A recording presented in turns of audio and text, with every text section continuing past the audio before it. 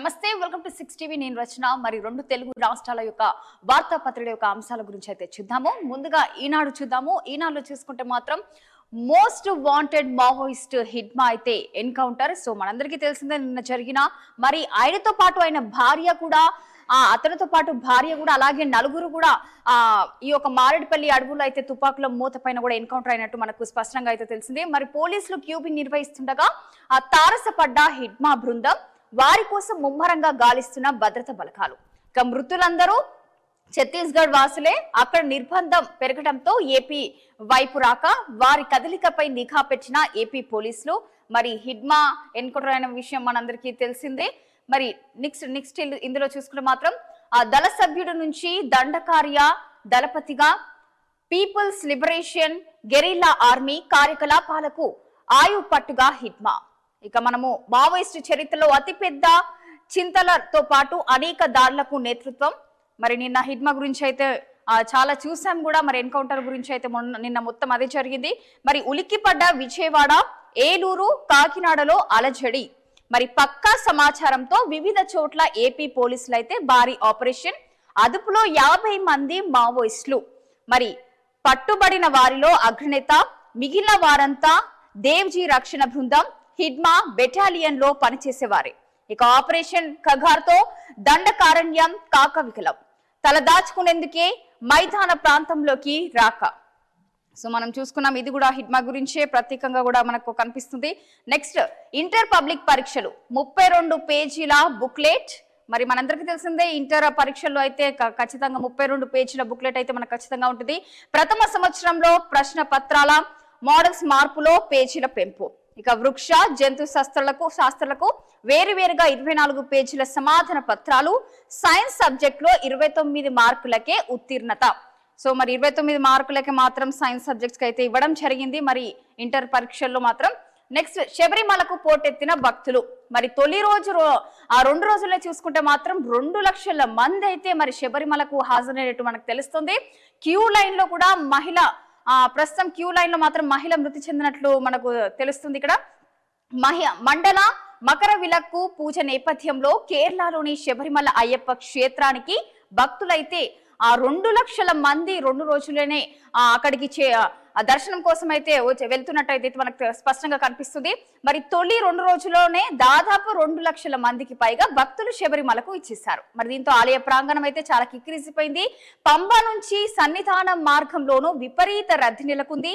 దర్శనం లైన్లను మాత్రం కుప్పకూలిపోయింది. ఓ మహిళ, మరి 58 సంవత్సరాలు తన మహిళ వయసు చూసుకుంటే మరి మరణించింది. మరి భక్తుల సంఖ్య చాలా ఎక్కువగా ఉండడంతో మాత్రం మరి దేవస్థానం సిబ్బంది అలాగే పోలీసులకు రద్దీ నియంత్రణ తలకు మించి భారంగా మారిందని చెప్పుకోవచ్చు. అంటే అంత పబ్లిక్, అంటే భక్తులు మరి శబరిమలకు చేరుకోవడం వల్ల కూడా మరి వాళ్ళకు కూడా చాలా భారంగా మారిందనే చాలా స్పష్టంగా కనిపిస్తుంది. కాబట్టి మరి బహుశా ఆలయ చరిత్రలోనే ఇది అత్యధిక రద్దీ అనే వాదనలు అయితే వినిపిస్తున్నాయి. మొదటిసారిగా శబరిమలకు ఇంతమంది భక్తులు రావడము ఇదే మొదటిసారి అని కూడా మనకు తెలుస్తుంది. మరి దీన్ని కట్టడి చేసేందుకు చర్యలు కూడా తీసుకుంటున్నారని తెలుస్తుంది స్పష్టంగా. రద్దీ నియంత్రణ కోసం కూడా ఇతర ప్రదేశాల్లో భక్తులు ముందు కదలకుండా తాత్కాలికంగా ఆంక్షలు విధించారు. మరి ఇక్కడ ఓన్లీ నలుమూల నుంచి కూడా భక్తులు ఈ యొక్క అయ్యప్ప స్వాములు కానీ ప్రతి ఒక్కరు భక్తులు కూడా శబరిమలకు పోటెత్తుతున్నట్టు తెలుస్తుంది. మరి ఎప్పటిలాగే కూడా ఈసారి వెళ్ళినా కూడా ఈసారి చాలా ఎక్కువ మంది భక్తులు కూడా దర్శనం కోసం వెళ్తున్నట్టు కూడా మనకు తెలుస్తుంది. 2 రోజుల్లో 2 లక్షల మంది అని అంటే ఈసారి చాలా అత్యధికంగా భక్తులు వచ్చారని కూడా మనకు తెలుస్తుంది. మరి ఈనాడు ఇది. మరి ఇక్కడ ఒకసారి చూసుకుందాము. సత్యసాయి బంగారు విగ్రహం 9.2 కిలోల బంగారంతో సత్యసాయి విగ్రహం తయారు చేశారు. మనకు కనిపిస్తుంది చాలా స్పష్టంగా. సో 9.2 కిలోల బంగారంతో అయితే మనకి ఆ విగ్రహం, మరి సత్యసాయి విగ్రహం అయితే తయారు చేశారు. మరి పుట్టపర్తి రథోత్సవంలో ఊరేగింపు వైభవంగా. బాబా శత జయంతి ఉత్సవాలు ప్రారంభం. నేడు పాల్గొనున్న ప్రధాని మోడీ అలాగే సీఎం చంద్రబాబు. మరి ఈ యొక్క రథోత్సవంలో ఊరేగింపులు, ఆ తర్వాత జయంతి ఉత్సవాలు ప్రారంభమవుతాయి. మరి ఈ రోజు మాత్రము ప్రధాని మోడీతో పాటు అలాగే సీఎం చంద్రబాబు కూడా ఈ యొక్క ప్రారంభోత్సవం రథోత్సవంలో అలాగే ఆ జయంతి ఉత్సవంలో అయితే వాళ్ళు దీంట్లో పాల్గొన్నట్టు అయితే మనకు కనిపిస్తుంది. నెక్స్ట్ మనం చూసుకుంటే సాక్షిలోకి వెళ్ళిపోదాము. సాక్షిలో మరి హిడ్మా మారేడుమిల్లి అడవిలో మోస్ట్ వాంటెడ్ హిడ్మా ఎన్కౌంటర్. మరి ప్రతి ఒక్క దాంట్లో మరి నిన్న జరిగిన చూసుకుంటే మాత్రం మొత్తం ఇదే హిడ్మా భార్య రాజే, అలాగే మరో 4 కూడా ఈ యొక్క మావోయిస్టులు, మొత్తం 6. మరి అల్లూరి జిల్లా నెల్లూరు మధ్య తెల్లవారుజామున ఈ యొక్క ఎదురు కాల్పులు జరిగాయి. తప్పించుకున్న మరికొందరి కోసం అయితే ముమ్మరంగా అయితే ప్రస్తుతం అయితే వేట జరుగుతుంది. మరి నిఘా వర్గాల పక్కా సమాచారంతో గురిపెట్టిన పోలీసులు బలగాలు ఎన్కౌంటర్ బుటాకమని కూడా పౌర హక్కుల సంఘం ఆరోపణ. మావోయిస్టుల పలు భీకర దాడులకు హిడ్మా నేతృత్వం. ఆపరేషన్ గగార్ వరుసగా అగ్రనేతల ఎన్కౌంటర్లు, లొంగుబాట్లతో మావోయిస్టులు ఉక్కిరి బిక్కిరి. మరి కోలుకోలేని ఎదురు దెబ్బ అని కూడా చాలా స్పష్టంగా అయితే మనకు తెలుస్తుంది కూడా. నెక్స్ట్ చూసుకుంటే మోడీ మరి నేడు రాష్ట్రంలో ప్రధాని మోడీ పర్యటన. పుట్టపర్తిలో మరి ఇంతకుముందు చూసుకున్నాం 9.2 అంటే కిలోల బంగారంతో అయితే మనకి సత్యసాయి విగ్రహం అయితే తయారు చేశారు. మరి దానికి మోడీ గారు అయితే ఈ రోజు శతాబ్ది ఉత్సవాలకు అయితే హాజరవుతారని అయితే మనకు స్పష్టంగా కనిపిస్తుంది. ఉదయం మహాసమాధి దర్శన నివాళి, సత్యసాయి స్మారక నాణ్యం, అలాగే పోస్టల్ స్టాంప్ ఆవిష్కరించనున్న ప్రధాని అని కూడా చాలా స్పష్టంగా మనకు ఈ రోజు ప్రారంభించినట్టు కూడా మనకు తెలుస్తుంది. మరి నెక్స్ట్ 3 రోజుల తర్వాత రాష్ట్రానికి సీఎం. సిఐఐ సమిట్ తర్వాత హైదరాబాద్ లోనే చంద్రబాబు మకాం. అక్కడి నుంచి మంగళవారం ప్రత్యేక హెలికాప్టర్ లో తనయుడు లోకేష్ తో కలిసి పుట్టపర్తికి అంటే తనతో పాటు తనయుడు లోకేష్ కూడా వస్తారని కూడా తెలుస్తుంది. మరి డిప్యూటీ సీఎం కూడా బెంగళూరు నుంచి పుట్టపర్తికి, వారందరితో హైదరాబాద్ లోనే ఎక్కువగా ఉంటున్నట్టు కూడా బాబు, అలాగే లోకేష్, పవన్, సో ముగ్గురు కూడా హైదరాబాద్ ఉన్నట్టు తెలుస్తుంది. నెక్స్ట్ మనం చూసుకుంటే మాత్రం అరటి రైతు ఆక్రందన. మరి వైఎస్ఆర్ కడప, అనంతపురం జిల్లాల్లో రైతులు కుదేలు పంటను తొలగించి పశువులకు మేతగా వాడుతున్న వైనం ఇక్కడ చాలా స్పష్టంగా కనిపిస్తుంది. ఈ 2 జిల్లాల్లో 60,000 ఎకరాల్లో అరటి సాగు, ధరలు పతనం కావడంతో కోలుకోలేని విధంగా దెబ్బ అని చెప్పుకోవచ్చు. నెల రోజులుగా టన్ను 2,000 కూడా పలకని పరిస్థితి అయితే మనకు కనిపిస్తుంది. మరి నెక్స్ట్ మనం చూసుకుంటే మాత్రం ఏబిఎన్ లో చూసుకుందాము. ఆంధ్రజ్యోతి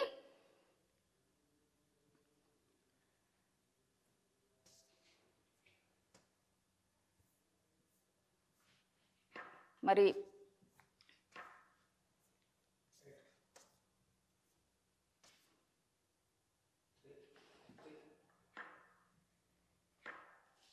సో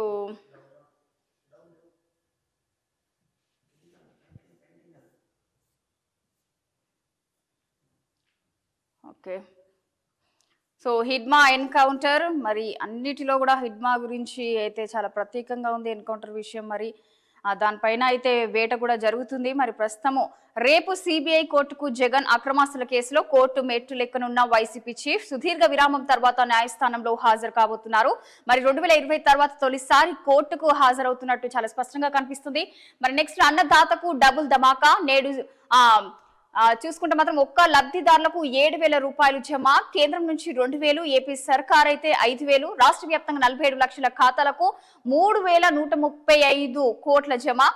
కోయంబత్తూరులో ప్రధాని మోడీ, కమలాపురంలో చూసుకుంటే సీఎం చంద్రబాబు నిధుల విడుదలైతే చేస్తున్నట్టు కనిపిస్తుంది. నెక్స్ట్ నేడు పుట్టపర్తికి ప్రధాని మోడీ శ్రీ సత్యసాయి శత జయంతి ఉత్సవాలకైతే హాజరైతున్నట్టు కూడా తెలుస్తుంది. నెక్స్ట్ తొలి 3 రోజులు ఈడీప్లోనే, మిగిలిన 7 రోజులు నేరుగా దర్శనాలు. డిసెంబర్ 30 నుంచి వైకుంఠ ద్వార దర్శనాలు. టీటీడీ బోర్డు కీలక నిర్ణయాలు తీసుకున్నట్టు కూడా మనకు తెలిసింది. 3 రోజుల పాటు కూడా మరి భక్తులకు ఈడీప్లోనే మరి దర్శనాలు నేరుగా దర్శనాలు కూడా కల్పించినట్టు కూడా మనకు తెలిసింది.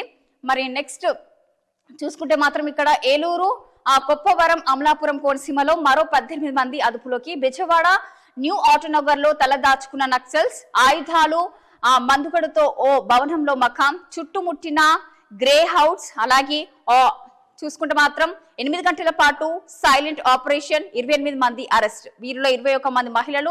అలాగే వీరంతా హిడ్మా అగ్రనేత దేవ్జీ రక్షణ సిబ్బంది అని కూడా తెలుస్తుంది. అటు ఏలూరు గ్రీన్ సిటీలో మఫ్టీలో పోలీస్ ఆపరేషన్. గోడ దూకి లోపలికి వెళ్లి 15 మంది అదుపులోకి ఉన్నట్టు కూడా తెలుస్తుంది. నెక్స్ట్ మనం V6 చూసుకుందాము. మరి V6 లో మావోయిస్ట్ అగ్రనేత హిడ్మా ఎన్కౌంటర్ మరి మనం చూసుకున్నాము. నెక్స్ట్ 2015 గ్రూప్ 2 ఫలితాలు అయితే రద్దు చేశారు. ఎందుకంటే మళ్ళీ వాల్యుయేషన్ చేయాలని కూడా హైకోర్టు అయితే తీర్పిచ్చింది.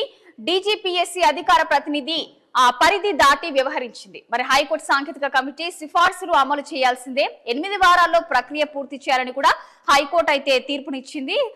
వాల్యుయేషన్ అలాగే 8 వారాల్లో ఈ యొక్క ప్రక్రియ పూర్తి చేయాలని కూడా మనకు హైకోర్టు తీర్పు ఇచ్చినట్టు తెలుస్తుంది. ఇప్పటికే విధుల్లో ఉన్న 1032 మంది ఉద్యోగులపై అయితే ఈ యొక్క ఎఫెక్ట్ చూపించింది కాబట్టి సో దీని వల్ల కూడా సపరేట్ గా హైకోర్టు ఒక తీర్పుని ఇవ్వడం జరిగింది. వాల్యుయేషన్ అది కూడా 8 వారాల లోపు చేయాలని కూడా ఆదేశం ఇచ్చినట్టు తెలుస్తుంది మనకి.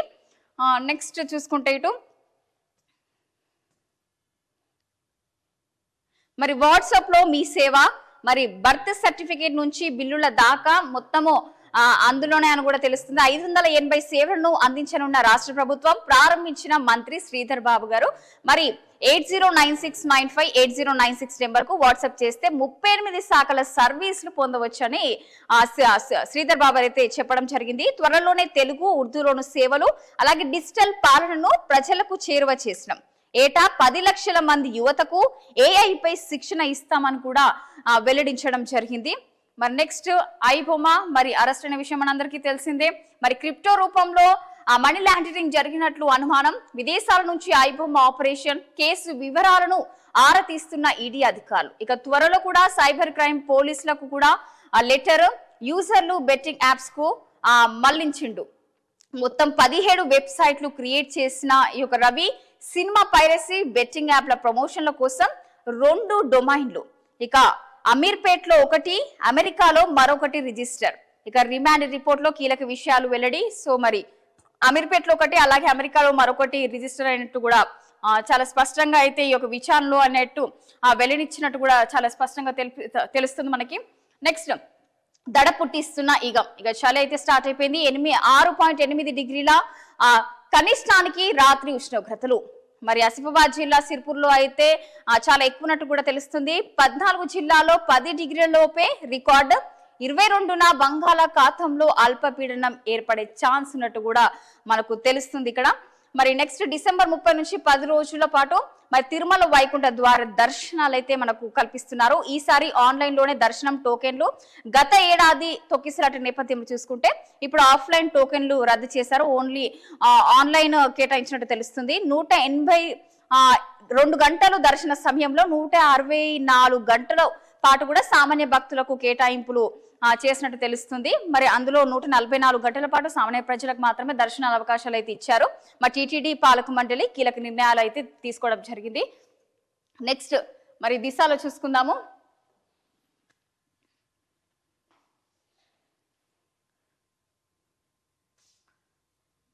మరి చూసుకుందాం ఒకసారి. 50 మంది మావోయిస్టులు అరెస్ట్, వారిలో దేవ్జీ సెక్యూరిటీ బృందంతో పాటు 9 మంది సభ్యులు కూడా సైతం. విజయవాడలోని ఆటోనగర్ లో 27 మందిని అయితే అదుపులోకి తీసుకున్నారు. అక్టోబర్ 26న ఏఓబిలో హిడ్మా టీం ఎంట్రీ. 4 ప్రాంతాల్లో 60 మంది ఉన్నట్లు కూడా గుర్తించారు.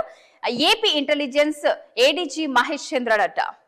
సో ఇది చూసుకున్నాము. నెక్స్ట్ ప్రధాన మంత్రి సీఎంలకు కూడా బడే భాయ్. మరి రాష్ట్రాల అభివృద్ధికి కేంద్రం సహకరించాలి. వికసిత్ భారత్ లక్ష్యాలకు తమ వంతు కృషి చేస్తాం. డిసెంబర్ 9న ప్రజల ముందుకు విజన్ డాక్యుమెంట్. 70% జీసీసీలు హైదరాబాద్ లోని సౌత్ వెస్ట్ పట్టణ అభివృద్ధికి శాఖల మంత్రుల సదస్సులో సీఎం రేవంత్ రెడ్డి. మరి శాసన పనులు త్వరగా పూర్తవ్వాలి. రాబోయే సమావేశాలు ఇక్కడే జరగాలి. అధికారులకు సీఎం రేవంత్ రెడ్డి గారు ఆదేశాలు ఇచ్చినట్టు మనకు తెలుస్తుంది.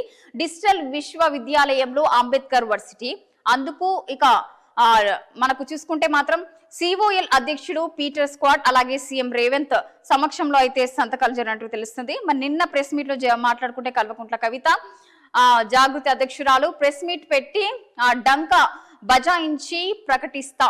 మరి తుమ్మలను వదులుకోవడంతోనే బీఆర్ఎస్ ఓటమి. బీజేపీ బీఆర్ఎస్ వైఫల్యాల వల్లే ఉప ఎన్నికల్లో కాంగ్రెస్ విజయం. 20 ఏళ్లు పనిచేసిన నన్ను కుట్ర పన్ని పార్టీకి కుటుంబానికి దూరం చేశారు. మరి అలాంటి వారిని వదిలే ప్రసక్తే లేదు అని కూడా చాలా జాగృతి అధ్యక్షురాలు కల్వకుంట్ల కవిత వ్యాఖ్యలు అయితే చేయడం జరిగింది. మన నెక్స్ట్ ఐబొమ్మ కేసు రంగంలోకి అయితే ఈడీ వచ్చినట్టు కూడా మనకు చాలా స్పష్టంగా కనిపిస్తుంది. మరి బీసీల ఆశలపై సర్కారు నీళ్లు. 50% లోపు రిజర్వేషన్లు ఆత్మహత్య సదుద్దేశమే. బీసీలకు న్యాయం చేయాలని సుప్రీంకోర్టును అభ్యర్థించారు. ఇక రాజకీయ కారణాలతోనే బీసీ రిజర్వేషన్లు 9వ షెడ్యూల్లో పెట్టడం లేదు. మరి మనం చూసుకున్నాము. ఇక ఇక్కడ కూడా డబుల్ ధమాకా, సర్పంచ్ గా ఓడితే ఎంపీటీసీగా పోటీకి ఛాన్స్. సో మనము చూసుకోవచ్చు సర్పంచ్ ఎలక్షన్స్ ఇప్పుడు. మరి తర్వాత సర్పంచ్ ఒకవేళ ఓడిపోతే మాత్రం ఎంపీటీసీగా పోటీకి ఛాన్స్ అని కూడా ఇక్కడ స్పష్టమవుతుంది. ఇప్పటికే పంచాయతీ ఎన్నికలకైతే సర్కార్ అయితే గ్రీన్ సిగ్నల్ ఇచ్చింది. గ్రామాల్లో మారిన రాజకీయ సమీకరణాలు, రిజర్వేషన్ అనుకూలంగా ఉన్న నేతలకు బంపర్ ఆఫర్. గతంలో అన్ని ఎన్నికలు ఒకేసారి నిర్వహణతో మళ్ళీ పోటీకి నో ఛాన్స్. ఎలక్షన్స్ నిర్వాహకుడికి రెడీ అంటున్న ఎస్ఈసి.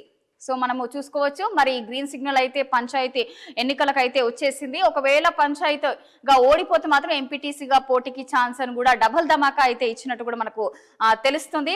మనం చూసుకున్నాం కదా మరి 2 తెలుగు రాష్ట్రాల యొక్క వార్తాపత్రికల యొక్క అంశాల గురించి అయితే తెలుసుకుందాము. మళ్ళీ రేపు కలుద్దాము. చూస్తున్నాం 6 టీవీ సామాన్యుడు ఆరోపణ.